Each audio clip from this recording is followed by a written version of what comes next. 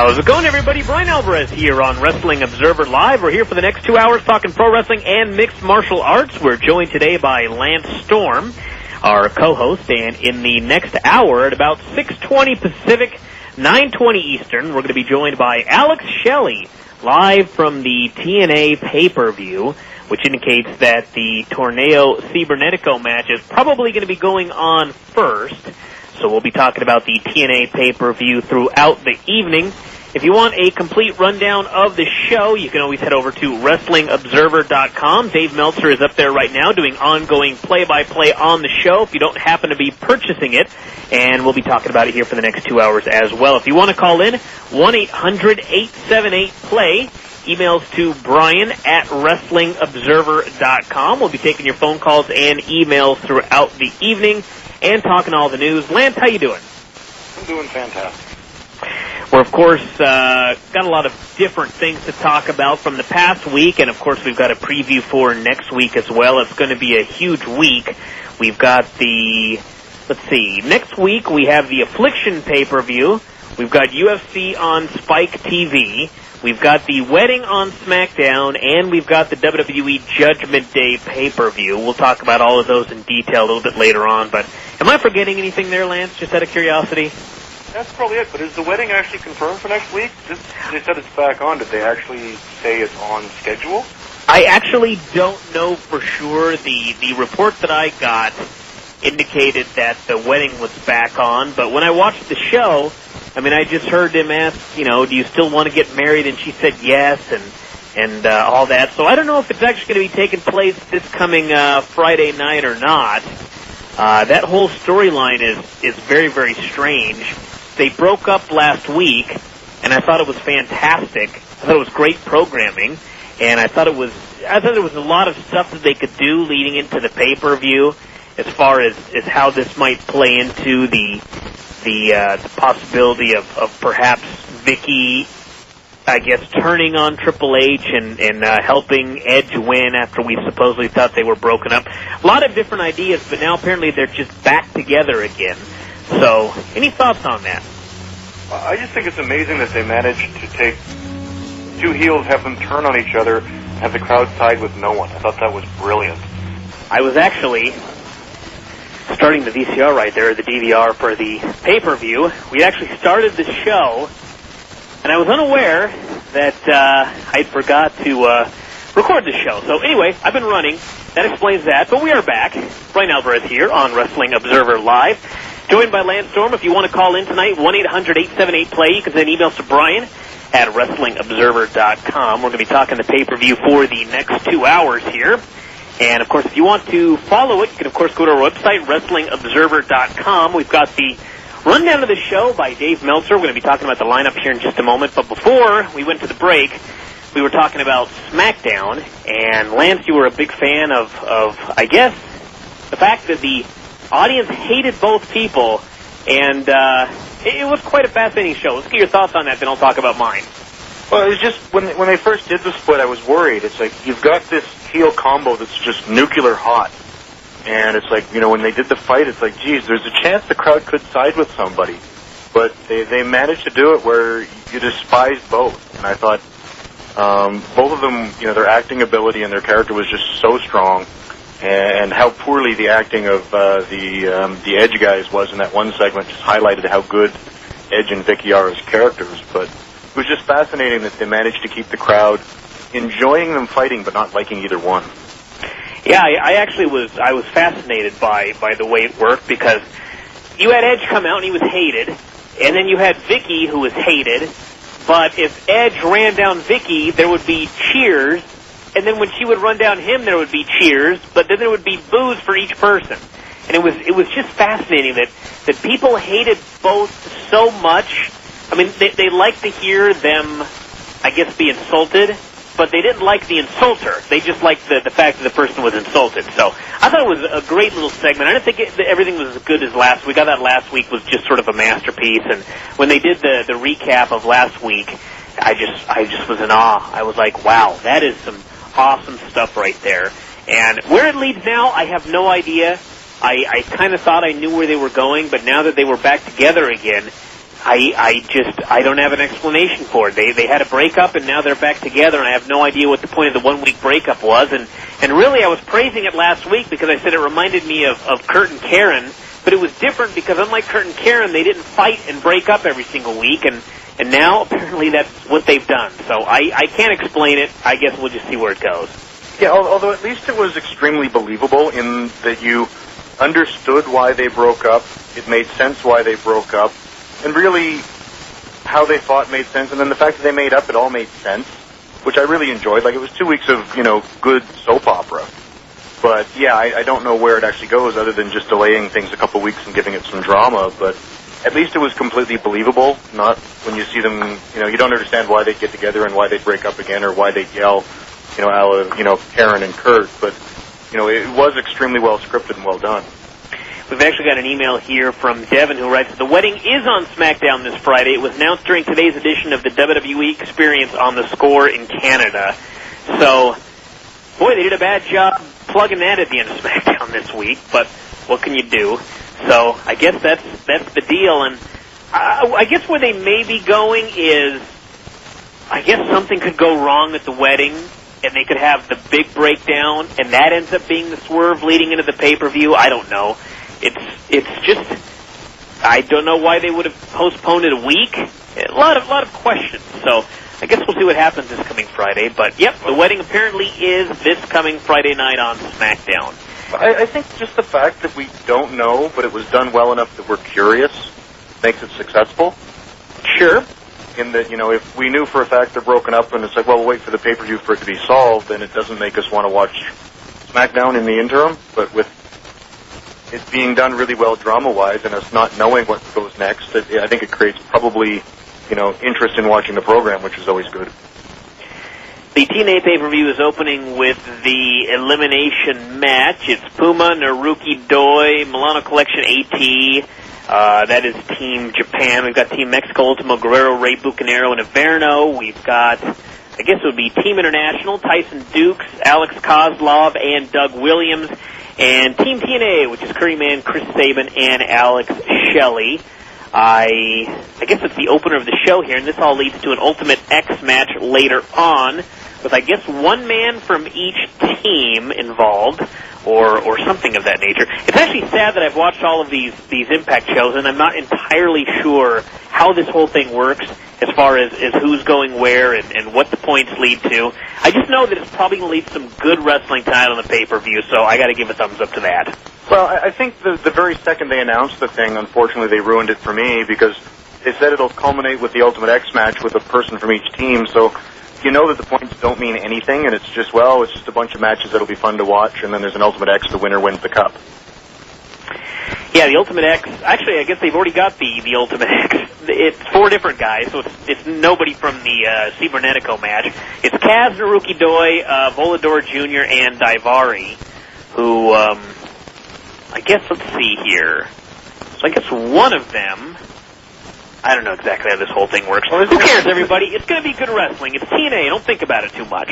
Well, I think it's the 4 guys that aren't in the Cybernetico match that's the Ultimate X, is it not?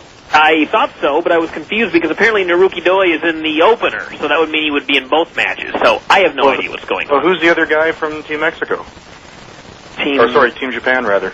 Team Japan. Oh, Yoshino. Maybe it's Yoshino that's in the first match here. I'm not actually watching the show. I'm just reading the report here on the front page. So anyway, let's look at the rest of the card here, and we'll just see how everything pans out. We've got Jay Lethal and Sanjay Dutt, which should be a pretty good match. It's gonna be a good match. I haven't been into the storyline too much since they've been doing so much goofy comedy. They've brawled at the Pink Elephant or whatever the name of that place was, and they had the what? The Pink Taco. The Pink Taco. That's right. I should have known that one. And then of course, the brawl at the yoga place this past week with the medicine, not the medicine balls. What do they call those yoga balls? The yoga ball. I guess you just call it a yoga ball, sure. So they had the brawl with that, and not really into the whole setup for the match, but it's been fine. Well, it's been fine except for the fact that Jay Lethal, the babyface, has gotten the upper hand on everything. Sure.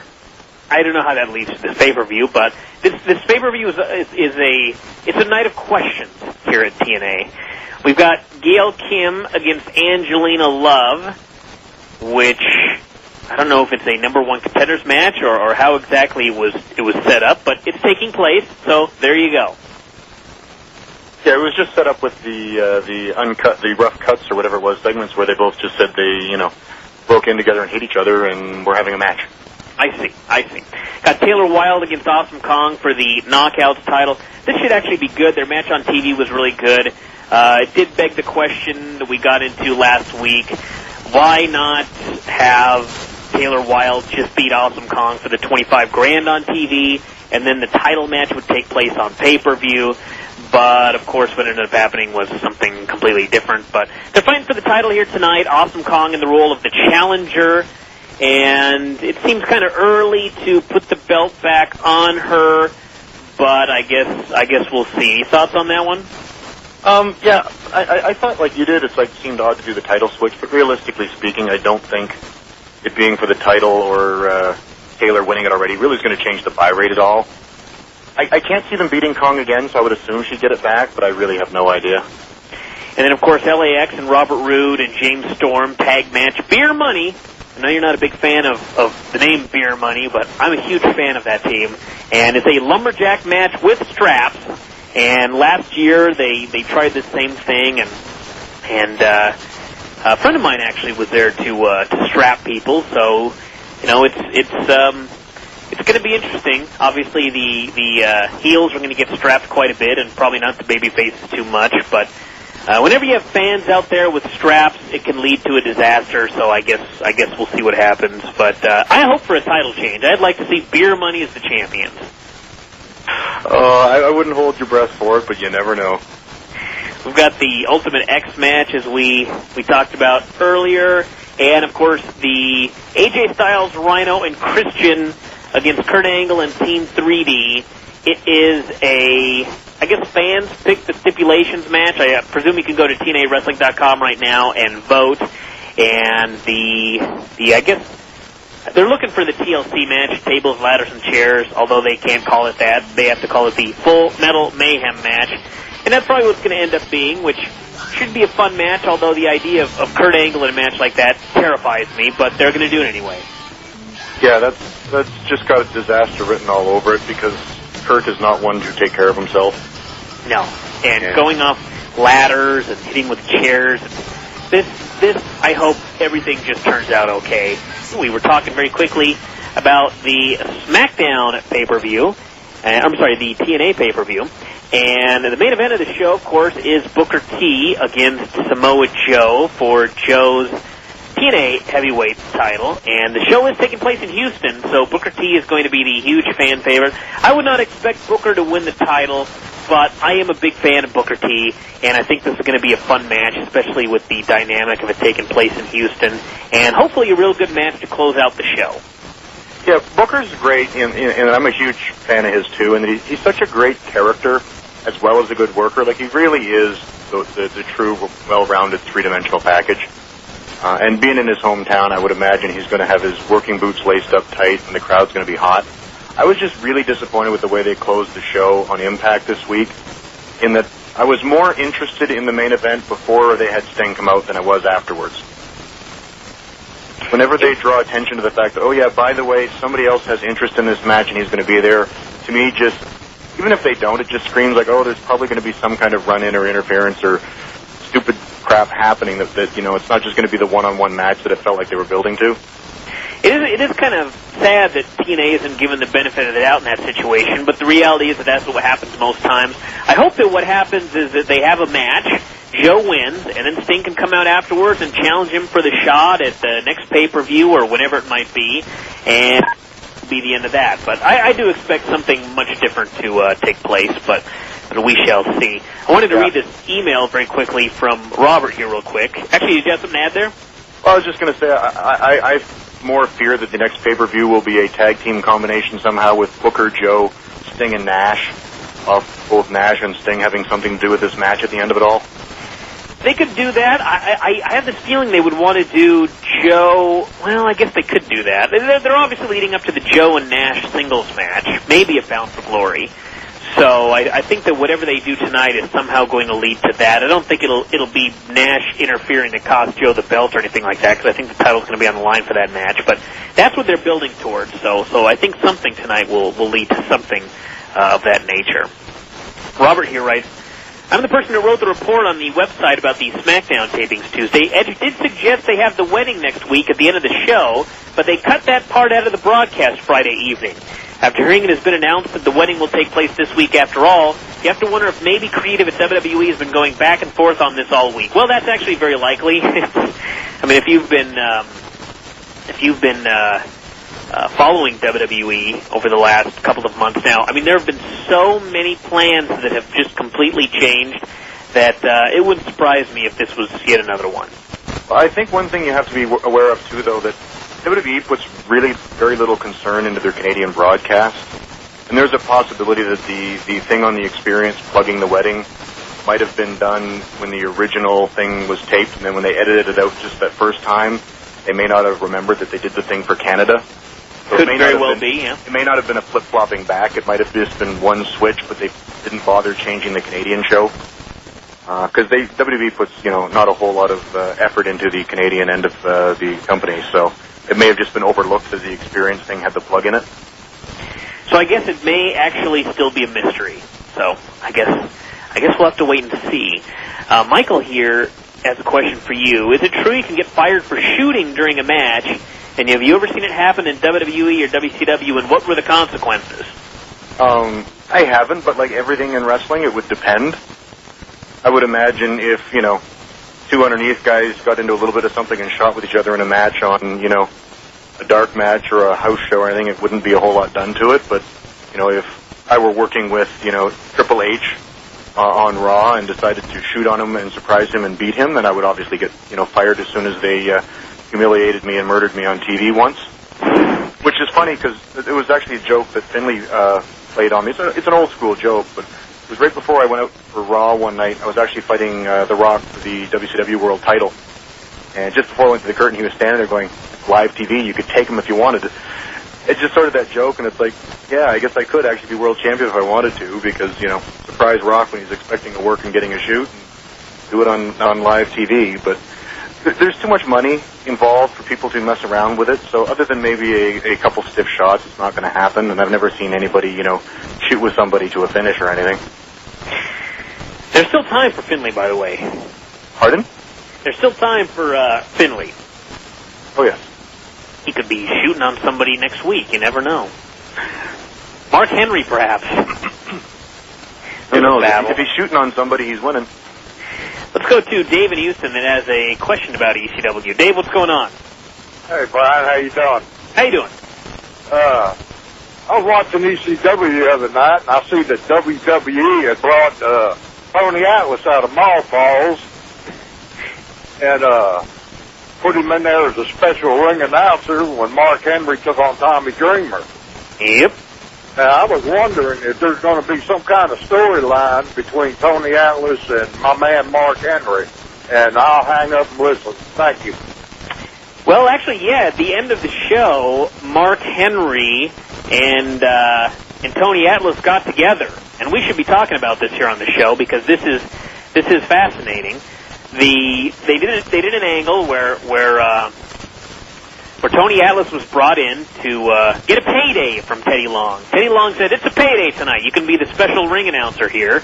And so the match, of course, was Mark Henry versus Tommy Dreamer for the title, and Tony Atlas was the ring announcer. And near the end of the match, Mark Henry went out after Colin Delaney, and Tony Atlas jumped in there as if to say, "No, you can't do this." And then he turned and beat up Colin Delaney, and he is now I guess the manager for Mark Henry, which is fascinating in that Tony Atlas has never been a great promo. Tony Atlas has not been around for God knows how long, but he's now the mouthpiece for Mark Henry, whose promos I actually enjoy. Not the best promos in the world or anything like that, but ECW is a show where nothing really matters there, so it's not a big deal that Mark Henry's the champion. But Tony Atlas is his mouthpiece. It's just, I mean, this even got as far as TMZ.com. I mean, it's no real secret that after the Michael Hayes incident occurred with Hayes using some racial terms in the office, I mean, Mark Henry got pushed as a world champion, and now we've got Tony Atlas being brought in for, I mean, there's no other reason to have Tony Atlas there because his strength is not his speaking, and he's been put in a mouthpiece role. So, what can you say? Lance? Regardless of that, it was the worst angle, I think, in the history of wrestling. To do this skits, not much thought put into it. Well, just to do the skits where they pretend that they don't like each other, like if they've got this big conspiracy planned, and in the end, the conspiracy was to turn on Colin Delaney, which leads to Mark Henry having a double count-out non-finish with Tommy Dreamer. It's like, it just makes, them both look like idiots. Like, why bother the ruse at the beginning if, you're only going to, have the secret to, save that for your big result? It was just, Mark wasn't in trouble in the match, so Tony didn't have to save him. And so it was like the angle was bad. It was a pointless swerve. And like you say, it's not exactly putting a great promo man in a position to cut promos. Yeah, I mean, we've mentioned many times on the show in the last couple of days, you've got some great managers out there on the indie scene. Larry Sweeney, Jim Mitchell has just been released from TNA. And who do you bring in for a mouthpiece for Mark Henry but Tony Atlas? So, I don't know. What can you say? Well, I think, too, it's like, if you want to have, in addition to your Young Talent Initiative and African-American Initiative, for whatever reasons, it's like you could have brought Tony in and just had him as the guy helping Dreamer prepare. Again, much like in MMA, when you bring somebody with similar skills to your future opponent to spar with and train with, they could have still used Tony for whatever value he may have with a name value and being in the Hall of Fame. And they could have done he's a former world's strongest man, he's going to mentor Tommy Dreamer to face Mark Henry. At least it would make more sense. Sure. Yeah, the show really comes across as being thrown together at the very last minute with very little thought put in everything. I mean, I don't know. I watched it, and I watched the first Tony Atlas segment with Mark Henry, and it just jumped out at me. Well, he's going to turn on Dreamer tonight, and that's what happened. And sometimes it's fine that happens, but I mean, there wasn't even an attempt to try and swerve people. It was just, okay, we're going to swerve you. This is how it's done. There, it's finished. So I don't know. Much bigger problems to me than the way it was done. Just the fact that it's actually happening. And I should note that in about 40 minutes, at about 6:20 Pacific, 9:20 Eastern, we will be joined by Alex Shelley on this very show, talking that match and everything else in his career. If you want to send in questions, you can do so to Bryan at WrestlingObserver.com. You can also make phone calls, 1-800-878-PLAY. We'll be taking your calls for the next hour and a half or so. But that is the update there on the TNA pay-per-view. We've got a question here. Do you think they brought Tony Atlas in because he might need the money, a la when he was Saba Simba? Yeah, I'm pretty sure that Tony Atlas needed the money. I mean, I would guess that there are a lot of things that you hear in WWE promos that strike close to home. When Teddy Long said, "It's a payday," I think that was pretty much a sign that it was, in fact, a payday for Tony Atlas. So I think that was part of that as well. And we also have a follow-up question for Lance. It's regards backstage fights.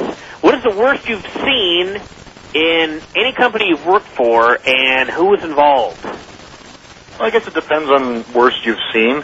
Usually, locker room fights are more like, schoolyard fights, and if the guys don't necessarily really want to kill each other, it's a lot of times just pent-up frustration.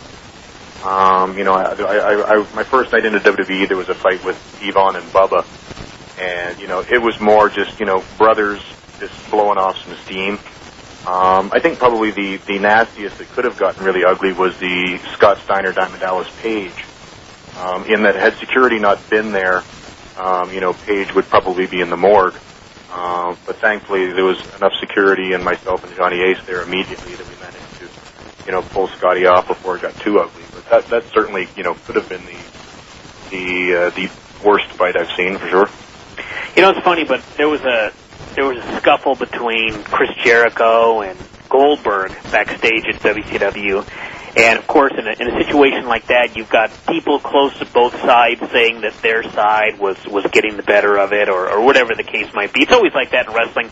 Both sides were winning, supposedly, whenever the fight took place, depending on who you talk to. But I've actually interviewed DDP about that fight with Scott Steiner, and I mean, there's no BS about it. He's like, that man was killing me. I would be dead right now if people had not pulled him off of me. So I always thought that was funny when I heard that story. But yeah, I was right there firsthand, and there was no gray area, and you've got to tip your hat to Paige for just being honest. Yeah, Steiner's a scary man. He's, of course, out of TNA right now. He suffered, I believe, a knee injury and underwent surgery, so he's out for an extended period of time. But, yeah, Scott Steiner, what can you say?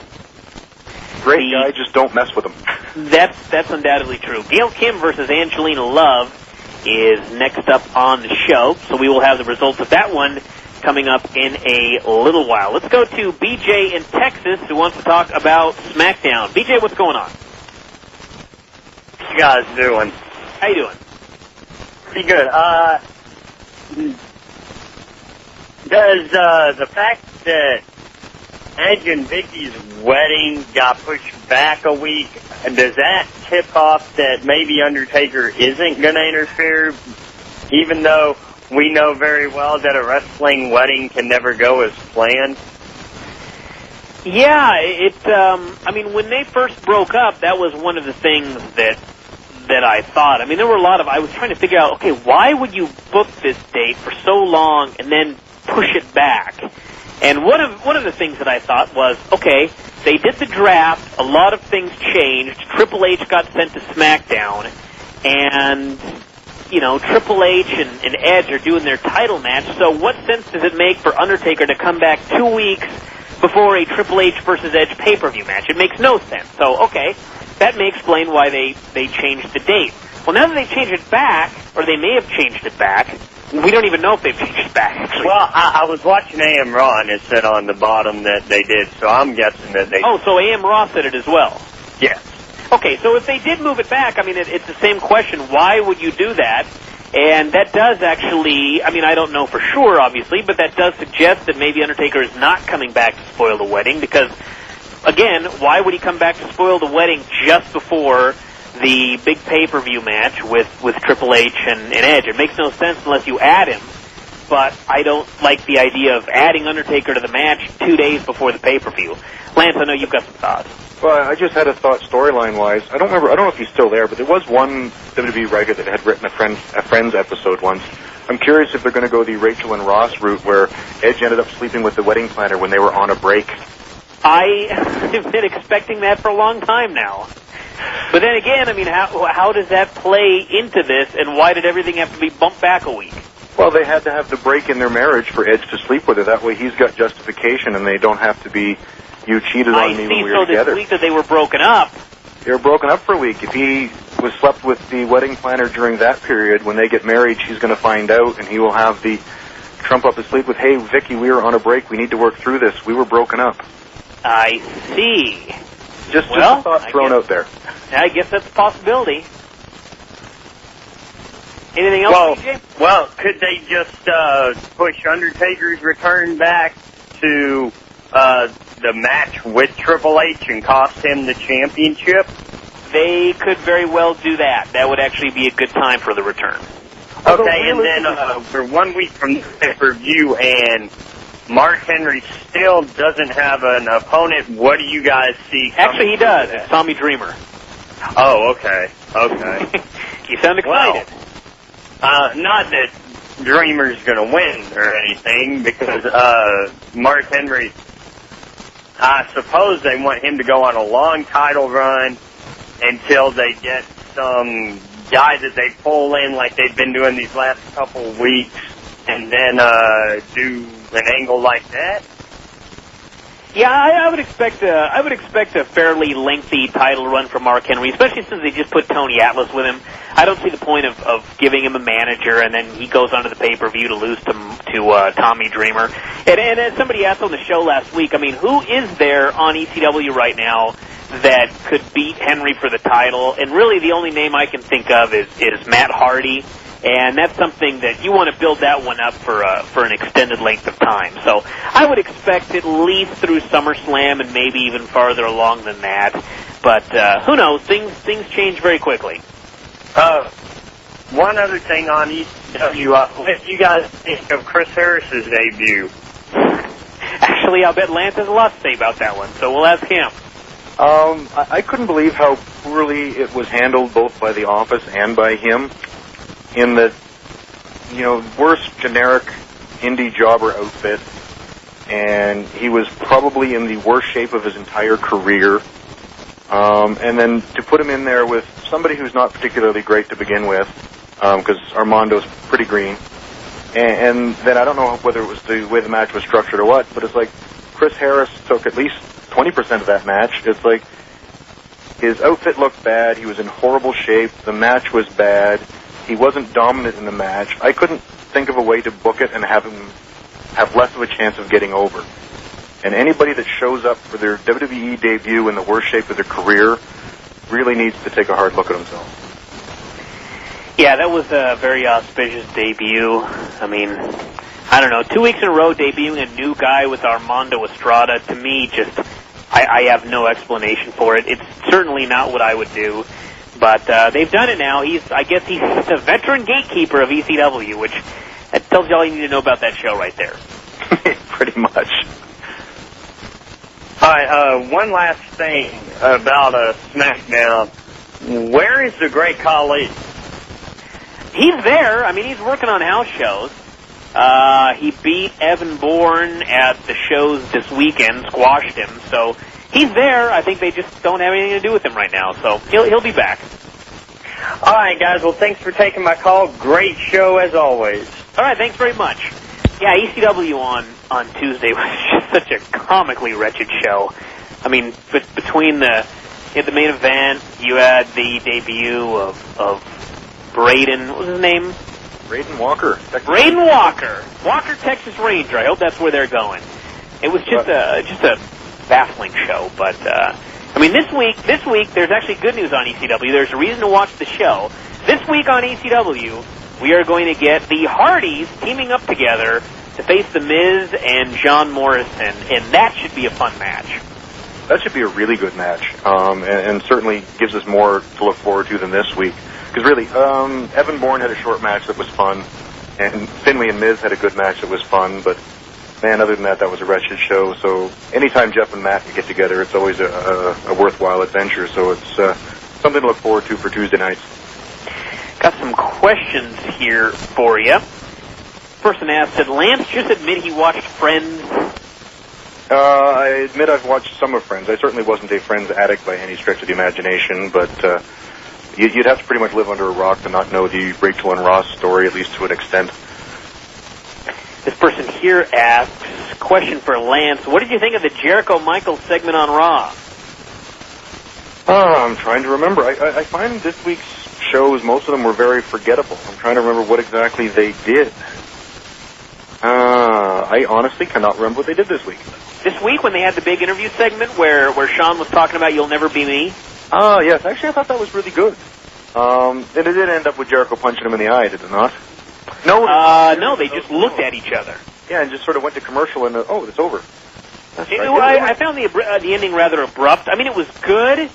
It was good because, I mean, you often see it in a film or on a TV show where two guys they'll have their big face-to-face statement or whatever, and then it'll fade to another scene or cut to a commercial or whatever, and that's all great. But on a show that's supposed to be like, I guess, sport, I mean, I just watched this segment, and it cut to commercial, and it was like, okay, so what happened now? I mean, shouldn't we have a replay when we came back or something like that? I presume they just both went to the back or whatever, but it just seemed rather abrupt for a pro wrestling TV show. But other than that, I shouldn't complain at all because that was a fantastic, fantastic segment. It was so nice, too, that it was different in that they put each other over more than most promos where they just put each other down. Yeah. You know what I mean? It's like, you acknowledged how great Shawn was, and Shawn acknowledged how great Jericho was, with the one qualification, you're not me. And actually, if you know Jericho, if you've read his book or know any of the fact that he actually did, grow up as a huge Shawn Michaels mark and basically wanted to be him, it made for a great promo. And I think the weird, abrupt ending, it's like they seem to be doing more things on the show that are just odd and make you question things, and I think maybe they're just trying to give the show a different feel, which, if that's the case, great. Or maybe they just didn't have an out for the segment, couldn't find one, so they said, screw it, we'll just pitch away from it. Yeah. Steal a page out of TNA's book. To the back! To the back! To commercial. This coming week's Raw will be the go-home show before the Great American Bash pay-per-view. And just added to that show a couple of days ago, it's going to be, yes, another JBL versus John Cena match. And this time it's like a parking lot brawl or whatever it is that they're calling it. And I really don't need to see these guys wrestle ever again, but I guess it was bound to happen, so there you go. Yeah, it's a match that we've seen far too often and don't really care for. And then the fact that it just seems ironic that the gimmick of the match is what we just saw in TNA with One Half of Beer Money in LAX. Yeah, exactly. Yeah. Just unfortunately there's no damn heels for Cena to work with, so he gets JBL all the time. In the TNA pay-per-view, the scoring thus far is Team TNA with 6 points, Team Japan with 4, Team International with 3, and Team Mexico with 3. And the winner of Ultimate X gets 5 points, meaning anybody can win. The fact that Team TNA is in first place is odd and suggests that perhaps another team is going to pull off the upset this year and beat Team TNA. Or Team TNA will just squash everybody by, let's see, what would that be? 6 and 5, 11, minus 4, is that 7? Squash them by 7 points, or something like that. Gail Kim beat Angelina Love in the women's match, and now we're on Jay Lethal and Sanjay Dutt. So that's the update on that pay-per-view thus far. And we've got a bunch of questions here for Lance. Once again, we should probably talk about this next one after the break, but this one very quickly. I don't know if you've even read this. I was wondering what Lance thought about Glenn Gilberti's columns criticizing Lance's Impact reviews. I never bothered reading it. I had a ton of people email it to me, and I just figured, I don't want to turn this into some kind of stupid personal battle of opinions, so I just never bothered reading it. Flame wars are just useless. Exactly, and, I voiced my opinion. Fans can read it, and they can decide, what opinion they want to agree with, so I never bothered reading any of them. We're talking the TNA pay-per-view tonight, and in about 20 minutes, we will be joined by Alex Shelley, live from the TNA pay-per-view. He won the opening Torneo Cibernetico match, so we'll be talking to him. And, Lance, we got a question here, and it's a good thing to talk about right now. It's from Steve. What will you be doing at the ROH shows in Toronto and Detroit? This person's going to be at the Toronto show. To be honest, I'm not entirely sure. I'm going to be there and be available for autographs, but as far as other involvement, I don't really know yet. Gabe and I talked about it, and I said basically I'm willing to do anything up to but not including having a match. And he's been really busy of late, so he hasn't got back to me with specifically what other than autographs and so forth I'll be doing. Again, I'm doing some stuff behind the scenes with the boys, but as far as from a fan's perspective, the only thing I know for sure is the being available for autographs and stuff. But I believe there will be some additional role on the Toronto show, but I don't know what it is. Detroit, I believe it's just strictly an autographs appearance type thing, and then backstage. But I expect there to be more on the Toronto show. I've just not bothered to pin Gabe down on what exactly it is. And the date? The date, it'll be Friday, July 25th in Toronto, and Saturday, July 26th in Detroit. 25th and 26th, so that's coming up next weekend for those of you that are in the area. ROH heading to Canada, and ROH pay-per-views will apparently be back on in Canada as well starting in August. They had been pulled after apparently the, 2 weeks, I'm sorry. 2 weeks from now. This coming weekend, obviously, there's plenty to do this weekend. We'll talk about that in a moment. But the weekend after 25th and 26th, Ring of Honor. They were pulled from pay-per-view in Canada after I think the last show before being pulled did approximately 36 buys across the entire country, but they are now back on pay-per-view. So hopefully it does pretty well this time, because the pay-per-views are usually awesome. And in about 10 minutes, we'll be joined by Alex Shelley, who won the opening Torneo Cibernetico match. And the Jay Lethal versus Sanjay Dutt is apparently over. Dave's report says Lethal used the lethal combination and had Dutt beat, but he was worried about SoCal Val. Dutt crawled over to her and said, "I love you." And then Dutt came up from behind and schoolboyed Lethal with his feet on the ropes to steal the win. And they are portraying it like Val has no idea what to do next. So this continues. The big storyline here continues. And I think that ultimately we are going to end up with SoCal Val going with Sanjay Dutt, because she actually just did an interview of late. And while she did not reveal anything, she did say that she was much better. I guess, I don't know if much better suited, but she was more experienced as far as being a heel. And so a heel SoCal Val and a heel Sanjay Dutt might be a fun little combination. A lethal combination, so to speak. LAX versus Beer Money for the tag team titles is coming up next with the fans as lumberjacks. So that should be an exciting match right there. This email here is from Steven. He asks about... actually, we've already talked about this. Undertaker coming back. Will he cause Edge to not win the world title? Could set up Edge versus Undertaker at SummerSlam. I think at SummerSlam they're still going with Edge and Triple H again, which suggests a disputed finish at the pay-per-view, or Edge winning the title and Hunter chasing him through SummerSlam. But Lance, what would you do as far as where Undertaker fits into this puzzle? I'd leave Undertaker out of the picture for a while. I think SmackDown's got enough freshness with JR and Triple H and other stuff going on that I really don't think they need him right now. I think they'd be better off to let Edge and Hunter run their course somewhat and save Taker. You know, if you need to sideline Edge to get him away from H, then use Taker. But if you're not going to do that yet, I'd hold off and just let SmackDown run its course without Taker. And then when that starts feeling a little stale, then bring Taker back. Speaking of Triple H, this person asks, Vladimir Kozlov, who do you think will be the first to beat him? Well, I would say Triple H, actually. That would just be my gut reaction. I think it's going to be a long ways down the road, though, but I would think that he'll beat a lot of guys and then have a big match with Hunter, and Hunter will beat him, but that's just that's my feeling. Boy, that'll be a hell of a contest. So any contest with Kozlov is going to be a hell of a contest. And he also says, do you think WWE or TNA would ever sign Jack Evans? I think TNA probably would before WWE just because of his size.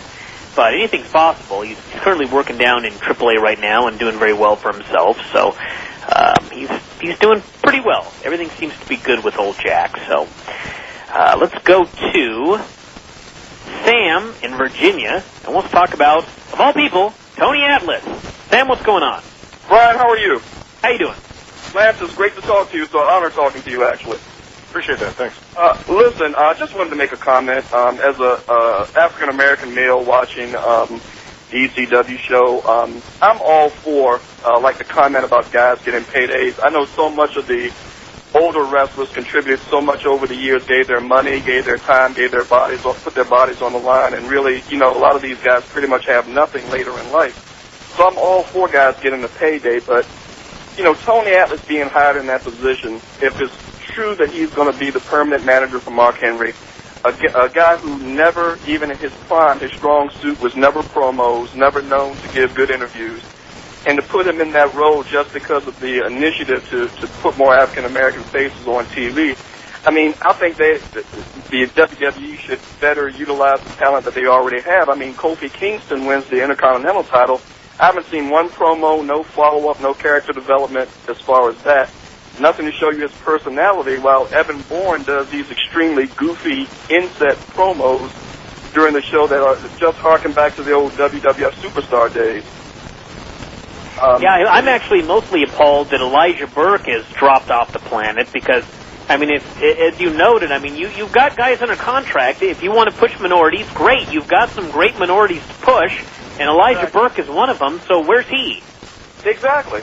And if they wanted to pull somebody, hire somebody who wasn't with the company, hell, they could have brought Maven back to be Mark Henry's manager. I mean, he looks good, he's articulate. If they really wanted to, Mark Henry as a performer leaves so much to be desired. But I mean, you think over the years when they had great managers like the Grand Wizard, like Lou Alabama, like Freddie Blassie, who could really, hide a lot of these guys' weaknesses just from, talking them up and portraying them as monster characters. But bringing back Tony Atlas, I mean, what's next? Are we going to bring back Pork Chop Cash as a backstage interviewer?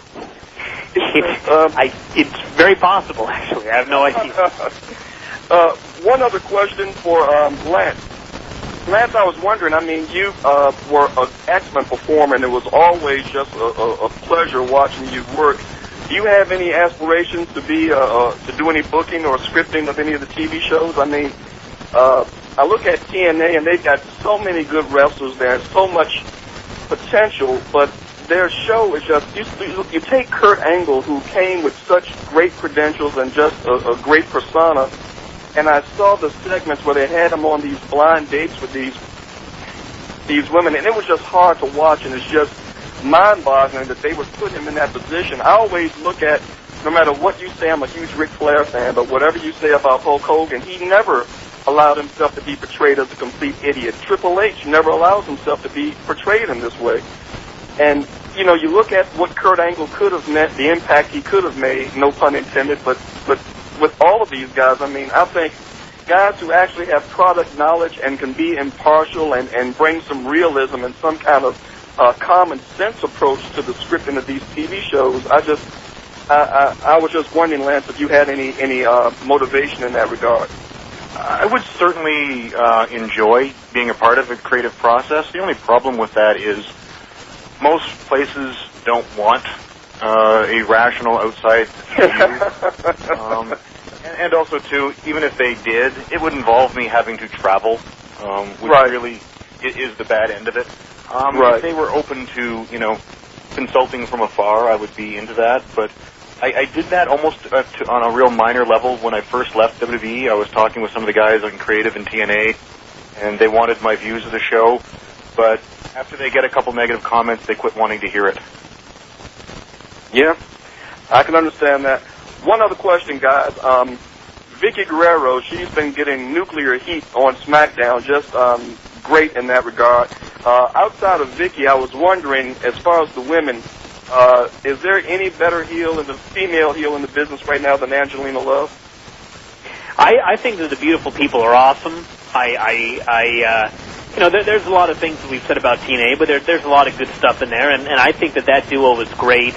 And I mean, my dream trio was the beautiful people and Maurice from SmackDown. I think those three would be so awesome together.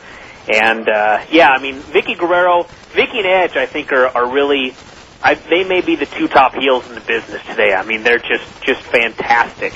Oh, and you remember all the negative comments when Vicky was being discussed to be put in the assistant GM role, and then as her role got more prominent, I don't think anyone could have anticipated that she would have taken off and done as well as she had. Yeah, I mean, there was obviously criticism early for the obvious reasons, but I mean, she has taken to that role and she's mastered it, and I greatly respect her in that role. So I'm, in a way, I'm glad. I'm sort of, I guess it's coming at some point, but when I watched the stuff on SmackDown where her and Edge were feuding back and forth, and I mean, they were both heels, but they both hated each other. I mean, I thought I could watch this for at least 2 or 3 months before this would start to get old. But unfortunately, they're not going in that direction yet, it appears. But I think that's going to be fun at some point as well. Exactly. Well, look, guys, thank you so much for taking my call, and thank you for your time. Keep up the good work, and Lance, I look forward to seeing great things from you in the future. Thank you, sir. Okay. Yeah, thank you very much for the call. I want to mention one thing about wrestlers and guys like Tony Atlas needing paydays and such. I think that everybody needs to realize, I mean, sometimes you hear people talk about there should be some sort of pension plan for wrestlers and that sort of thing, and maybe there should be. It is an argument, but I also have to point out that there are a lot of wrestlers that made their money and they don't have problems today. it is the wrestling business, and I think that a lot of, in fact, there are a lot of guys today really understand this a lot better than guys did back in the 70s and 80s and even the early part of the 90s. But it is a business, and you are a businessman, and it really is your responsibility when you're a businessman to save your money and plan for your future. And I think that, I mean, it's not like if you have a neighbor that used to run a business and he's now poor, I mean, I don't know if necessarily you're going to have a lot of people thinking that guy should have some sort of pension automatically granted to him because of what he did in his past. I mean, this is something everybody has to think about, and I'm sure Lance has heard it a million times, and I heard it. Save your money, kids. That's always what I was told, and I think there's a very valuable lesson there. I wanted to quickly talk about the schedule for this coming weekend. I had mentioned a bunch of stuff at the beginning of the show and asked if I'd forgotten everything or anything, and I have, in fact. There is, this coming weekend, the SmackDown wedding on Friday night. We've got the Affliction Band pay-per-view from Anaheim on the 19th with Fedor Emelianenko versus Tim Sylvia, Andre Arlovsky versus Ben Rothwell, formerly of the IFL, Josh Barnett versus Pedro Hizzo, and a number of other fights. I will actually be there live for that event, and so we will not be live next Sunday because my plane, unfortunately, does not land until after this show ends. So we'll recap this the weekend after. Saturday night is UFC Fight Night 14 with Anderson Silva versus James Irvin, Brandon Vera versus Reese Andy headlining. Talked to Vera on the show last week. It's from Vegas, and it is free on Spike TV. And on Sunday, we've got the WWE Great American Bash pay-per-view with John Cena versus JBL, CM Punk versus Batista, Edge versus Triple H. And then on the 21st from Osaka, it is Dream 5, the lightweight Grand Prix finals.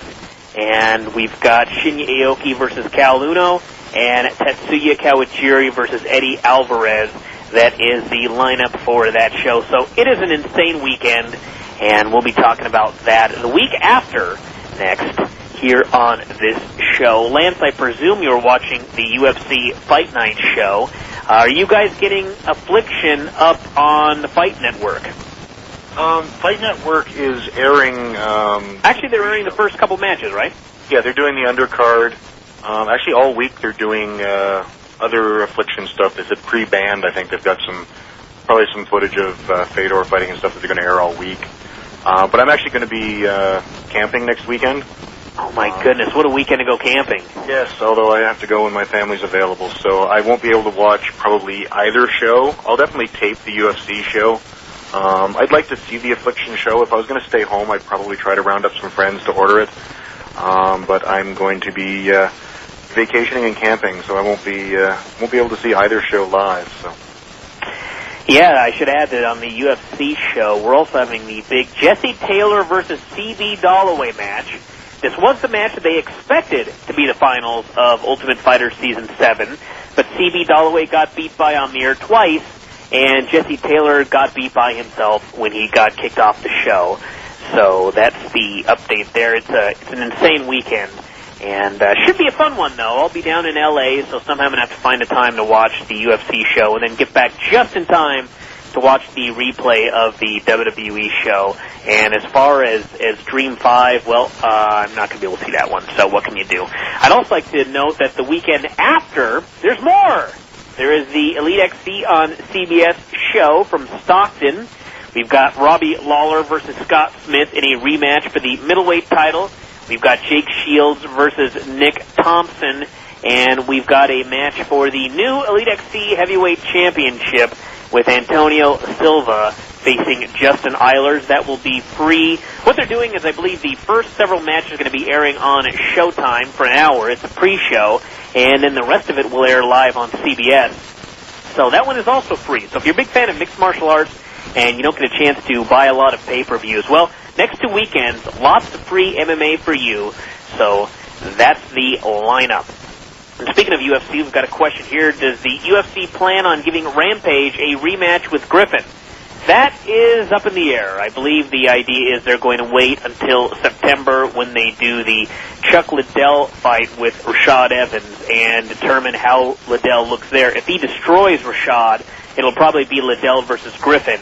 And if he doesn't, they will probably do Griffin versus Rampage again.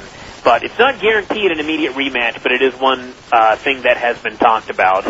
And that's the update for that.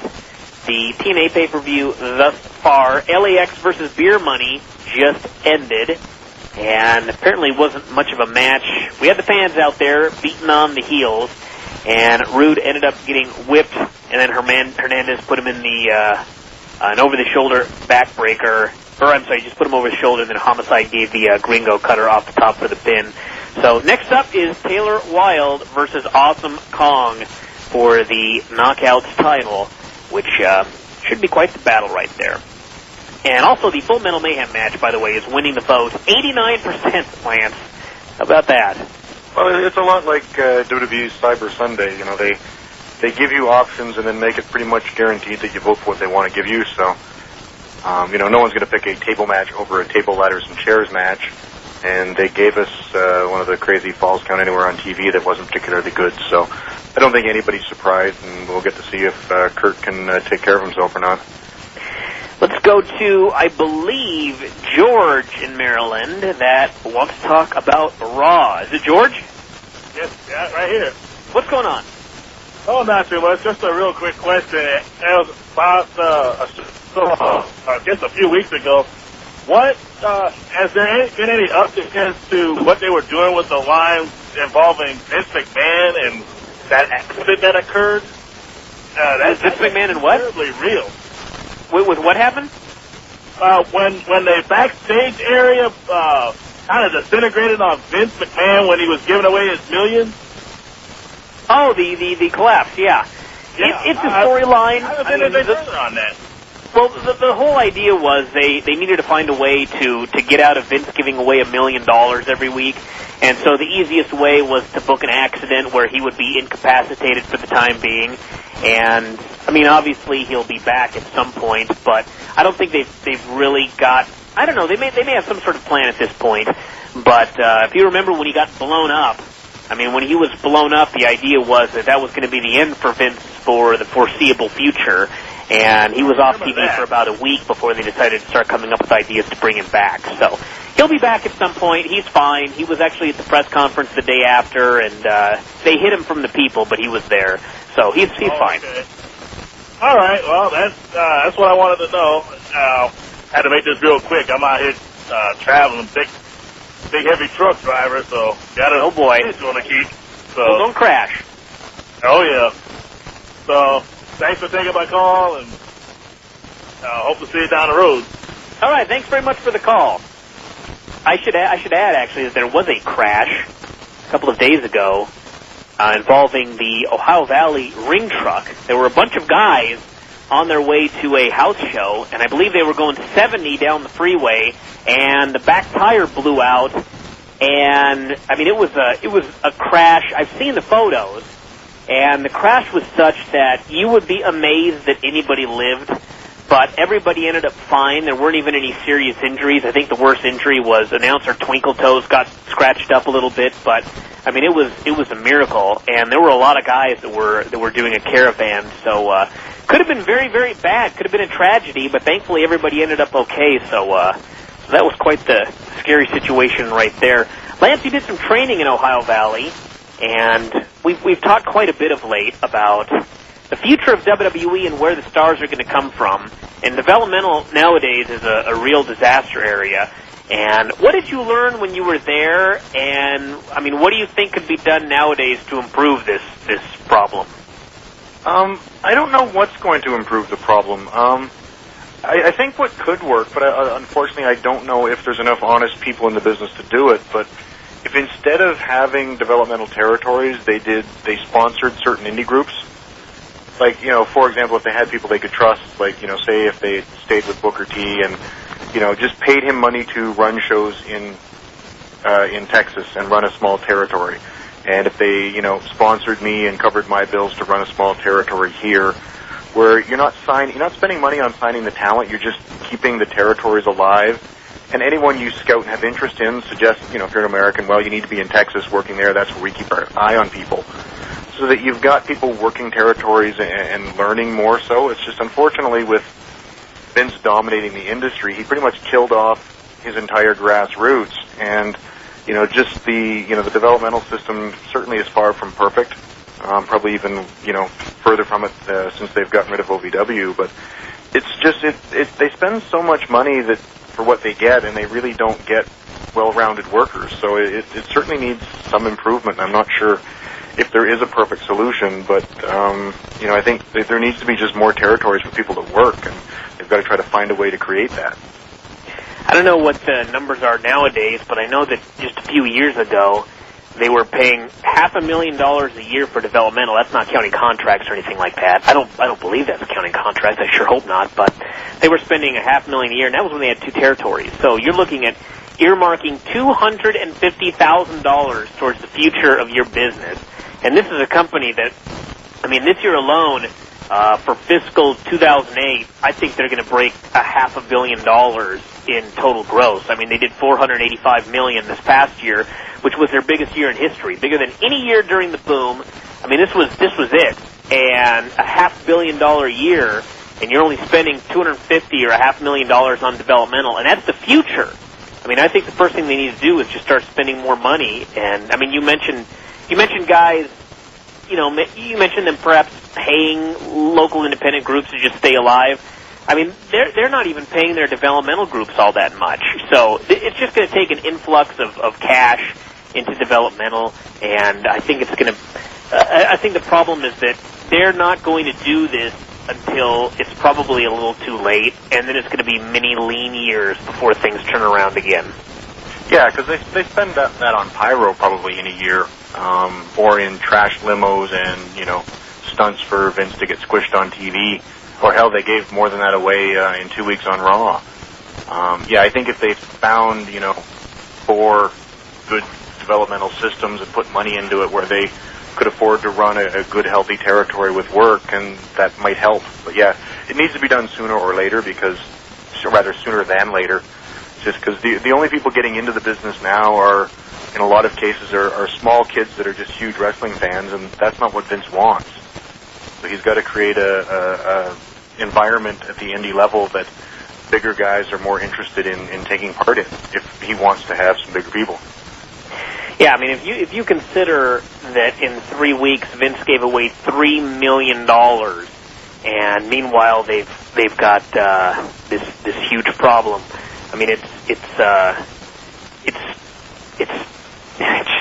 What can be said? $3 million in 3 weeks, and you're giving away $250,000 over the course of a year for developmental. That's a big problem right there. Yeah, it certainly shows your priorities are in the wrong spot. From TNA, we are joined by Alex Shelley. Alex, how you doing? I feel okay, man. I actually kind of feel like I got dragged by the back of a pickup truck for a few miles right now. You ended up winning the Cibernetico match tonight, and how was it working? I would presume there were some guys in there you've never had a chance to work before. How was it? You're damn right there were some guys I haven't worked before. Anytime I get a chance to get into the ring with people of different disciplines of pro wrestling, I find it to be a treat and a challenge at the same time. That said, I couldn't be more happy about getting a W for myself. Was there anybody in that match that you've watched for much of your life that this might have been your first chance to be in there, and you were just... Because, if I would have had a chance to be in there with Ultimo Guerrero and Ray Bucanero, for example, I would have been thrilled beyond belief. Those two are good examples. I've been watching them for some time. I remember when I first started wrestling, I saw a match that blew my mind at Wrestle 1 in Japan. It was those two against Kaz Hayashi and Ultimo Dragon. Kaz Hayashi has been one of my favorites since I was like 14 years old. I think Milano Collection AT is an incredible talent as well, and I was real glad to be in the ring with him. Our contact was limited, of course, but I wouldn't mind having a singles match with him sometime down the line. I think we'd have pretty good chemistry together. Now, we've got a couple of email questions for you, so I wanted to jump right into these. This person here, Alan, wants to know about your ROH comeback match in Detroit against Jimmy and Tyler, and how do you feel it compares to your PWG match, which you had in 2006, which was sort of the birth of the machine guns in the U.S.? Yeah, that was the first time, or one of the first times we actually wore matching gear anywhere in a tag team title match. We were defending the 0-1 Max titles. Well, I think comparing those two matches are like comparing apples and oranges. Obviously, both teams have grown quite a bit since that first encounter. I really wish we would have had a different day than we did that day in Detroit. I mean, we did a midway video game conference the night before. We both got food poisoning from a Las Vegas buffet. Our flight was delayed. We didn't even get into the building until about 8 o'clock at night or 8:30. I mean, it was hell. That whole day was hell. But I still think we put a pretty good challenge up for the Age of the Fall. Jimmy Jacobs is a guy I've wrestled for many, many years now. Tyler Black is somebody I see a lot of potential in. I have no shame in losing to those guys. They're a great tag team. Now, are you booked for one other ROH date upcoming, or is that in my imagination? It's definitely not in your imagination. It's definitely something that's going to be happening. We're wrestling in Virginia, I believe, for Ring of Honor. It'll be Saban and myself against Bryan Danielson and Austin Aries. And then the next night, we are in the Hammerstein Ballroom, where ECW used to run, wrestling against El Generico and Kevin Steen. I'm looking very forward to both matches. I think all four of those guys are immensely talented, and I look forward to testing myself against them. Yeah, it was actually the Hammerstein that I was thinking of there.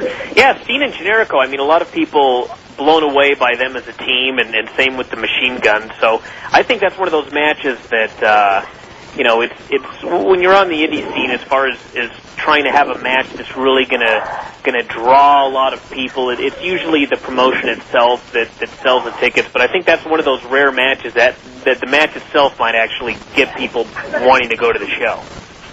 I'm honored that some people might think that way. I myself subscribe to the theory that the company as a whole is more of a draw than any particular one match. But if anybody's coming out there to see specifically our match, well, thank you very much for supporting us and appreciating our work that way.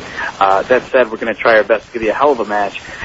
More importantly, we're going to try our best to win the Ring of Honor Tag Team titles very soon. Alan here also says, if you get a chance, ask what was going through his head on the TNA Spin Cycle show when B.G. James told Daivari he shot everyone that looked like him in the head when he was in the Gulf War. He said your facial expression when this happened was hilarious.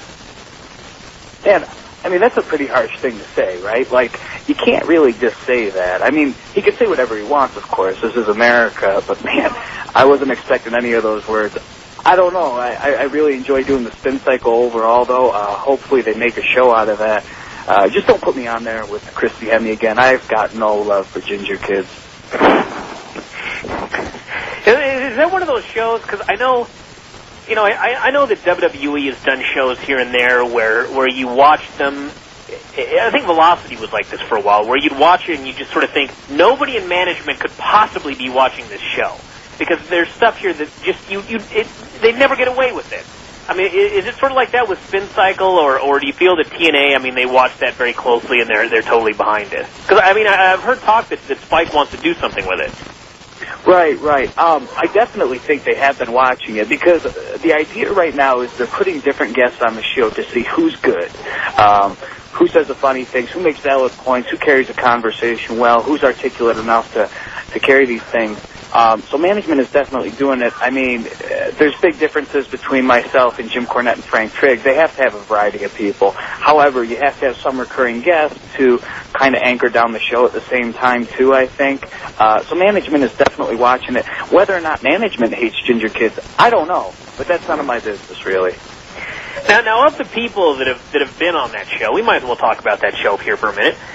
Sure. Is there anybody that really you've been kind of surprised by? Like, I guess it would be different if you're backstage and you know everybody. But I mean, I'm sure there's certain people that if you watch the TV, you realize, man, I mean, nobody would ever know that this person had this sort of personality unless they watched this Spin Cycle show. You know what? Actually, I don't know if they ever put it on the internet. I don't know if anybody else has ever seen it, but Jeremy Borash showed Save It or Not at the very first edition he did. And I believe the panel was B.G. James, Stone Cold Shark Boy, Frank Trigg, and Raka Khan. And believe it or not, Raka Khan was a pretty interesting guest. I mean, she was pretty uppity. She definitely didn't come across as a likable person, but she didn't have to either. I was really shocked at some of the fairly intelligent things that were coming out of her mouth. Usually she has nothing to contribute to any conversation. She has a personality of a tree stump, but apparently I was wrong. And, fool me once, shame on me. She was really good on that show, and hopefully she'll be on it again, too. Yeah, I think there are just some people that it takes a while to get their personality out, because, she's been on TV several times, and she is reminiscent of a tree stump in many ways, but I guess the game is just to try and figure out how to pull that out of a person and get that personality over on television. Absolutely. Not everybody has charisma pouring out of every pore. Some people have to be put in a certain situation in order for that to be shown. Obviously, me, myself, I have no trouble being likable, I think, or saying fairly intelligent, witty things, but certain people, you just have to make them comfortable, or you have to put them in an ideal situation, and voila, here it comes, they actually have something to say for once. Ryan here wants to know, since you and Saban are brought in so rarely for Ring of Honor and always put in such high-profile matches, do you feel pressure to put on amazing matches every time to live up to the expectations? And I guess the question can also pertain to the TNA house shows.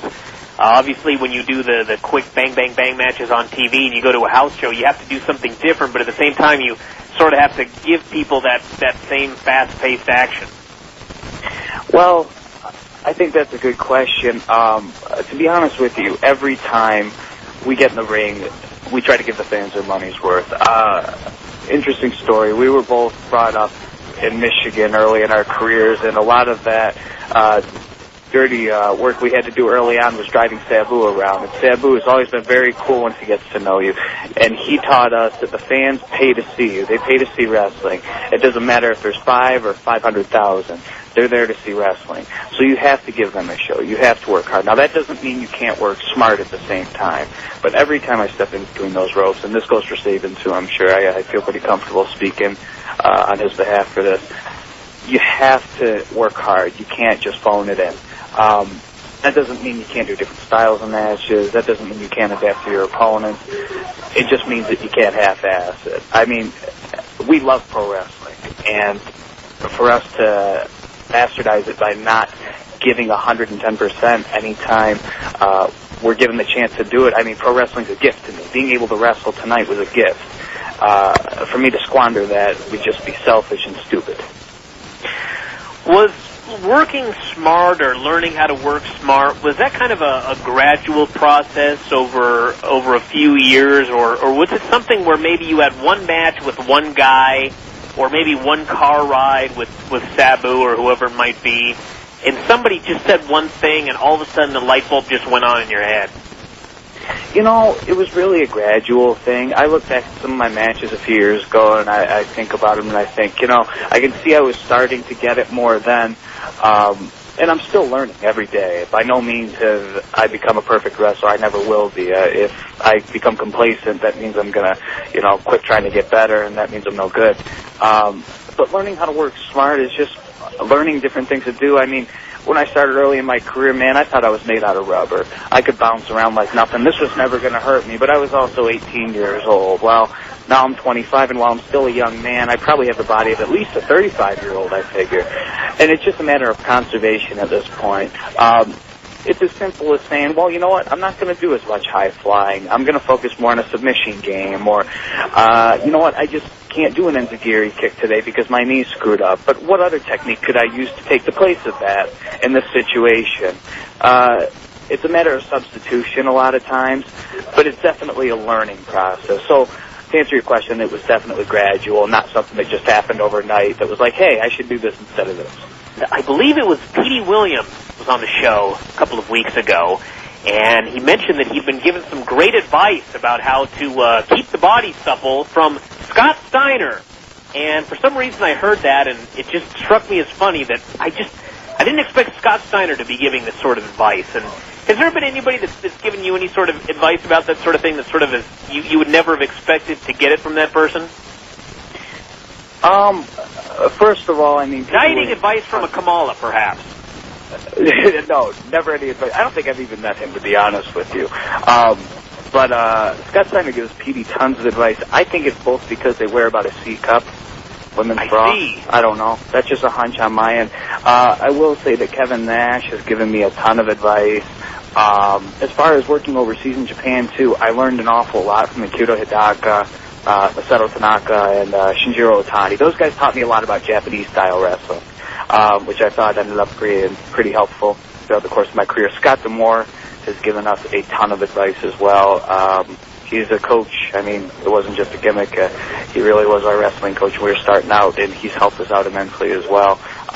Terry Taylor, as well, has given us a lot of advice, and he's a great guy to have backstage at TNA. Well, Alice, I want to thank you very much for doing the show today. I really appreciate it, and best of luck in TNA. I know you guys have got a house show swing in New York coming up, which is going to be a pretty big deal, so that should be fun. But thanks again, and best of luck.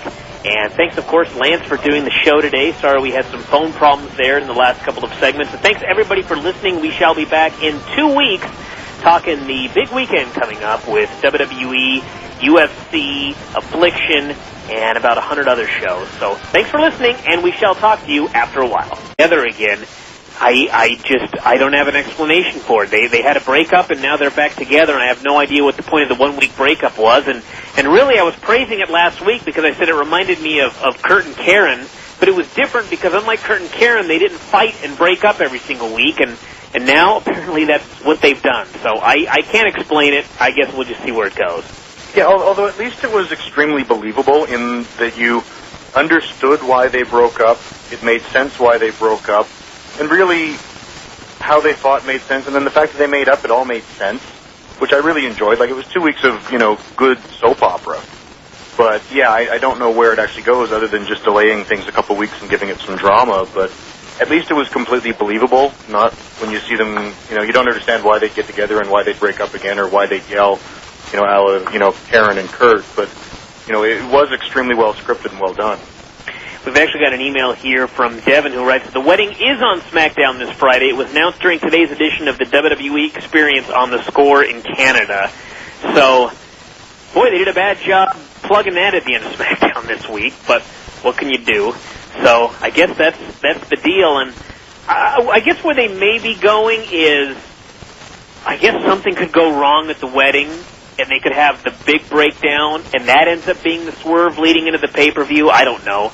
It's just, I don't know why they would have postponed it a week. A lot of questions. So I guess we'll see what happens this coming Friday. But yep, the wedding apparently is this coming Friday night. Talking about SmackDown, and Lance, you were a big fan of I guess the fact that the audience hated both people, and it was quite a fascinating show. Let's get your thoughts on that, then I'll talk about mine. Well, it was just, when they first did the split, I was worried. It's like, you've got this heel combo that's just nuclear hot. And it's like, when they did the fight, it's like, geez, there's a chance the crowd could side with somebody. But they managed to do it where you despised both. And I thought, both of them, their acting ability and their character was just so strong. And how poorly the acting of the Edge guys was in that one segment just highlighted how good Edge and Vicky are as characters. But it was just fascinating that they managed to keep the crowd enjoying them fighting but not liking either one.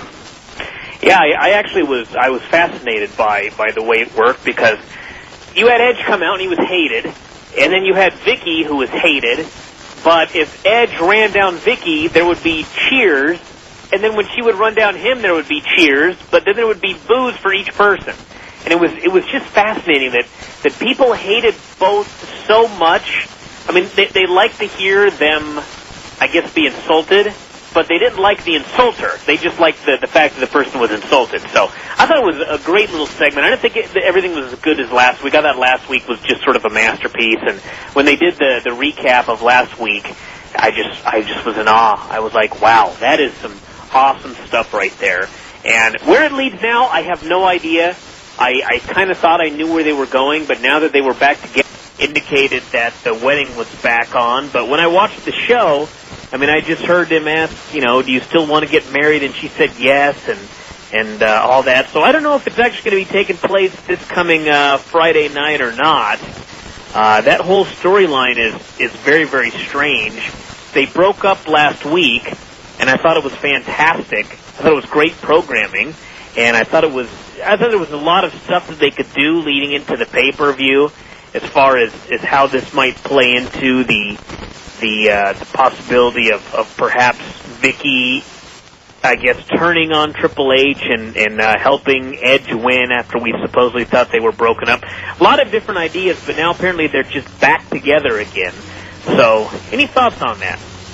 I just think it's amazing that they managed to take two heels, have them turn on each other, have the crowd side with no one. I thought that was brilliant. I was actually starting the VCR right there, the DVR for the pay-per-view. We actually started the show, and I was unaware that I forgot to record the show. So anyway, I've been running. That explains that. But we are back. Bryan Alvarez here on Wrestling Observer Live, joined by Lance Storm. If you want to call in tonight, 1-800-878-PLAY. You can send emails to Bryan at WrestlingObserver.com. We're going to be talking the pay-per-view for the next 2 hours here. And, of course, if you want to follow it, you can, of course, go to our website, WrestlingObserver.com. We've got the rundown of the show by Dave Meltzer. We're going to be talking about the lineup here in just a moment. But before we went to the break, we were talking SmackDown.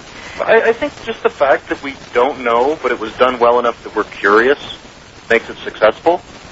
Sure. In that, you know, if we knew for a fact they're broken up and it's like, well, we'll wait for the pay-per-view for it to be solved, then it doesn't make us want to watch SmackDown in the interim. But with it being done really well drama-wise and us not knowing what goes next, I think it creates probably, you know, interest in watching the program, which is always good.